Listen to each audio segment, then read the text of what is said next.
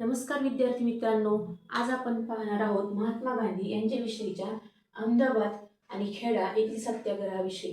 आता अहमदाबादमध्ये काय झालं होतं, गिरणी कामगारांच्या न्याय मागणी संबंधामध्ये महात्मा गांधींनी सत्याग्रहाच्या मार्गाने गिरणी कामगारांना न्याय मिळवून दिला. मग त्याच्यानंतर बघा, खेडा जिल्ह्यातील सत्याग्रह गुजरातमध्ये येतं खेडा हे. इथे दुष्काळ पडलेला होता आणि दुष्काळ पडलेला असतानाही 25% कमी उत्पन्न झालेले होते आणि सरकारने सारा न भरण्याचा कायदा केलेला होता. तरी सुद्धा त्यांनी दुष्काळ असताना 25% कमी उत्पन्न झालेले असताना देखील भारतीयांना सारा भरण्याचे आवाहन केले. मग हे आवाहन केल्यानंतर ही बातमी गांधीजींना कळाली, तेव्हा त्यांनी शेतकऱ्यांच्या मदतीला जायचे ठरवले.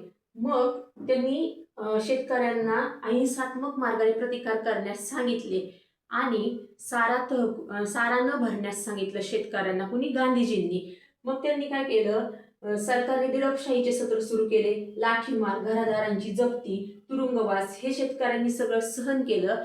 परिणामी सरकारला शेतकऱ्यांसमोर नमतं घ्यावं लागलं आणि शेतकऱ्यांसाठीचा कायदा, जो सारा भरण्याचा कायदा होता, तो त्यांना मागं घ्यावा लागला.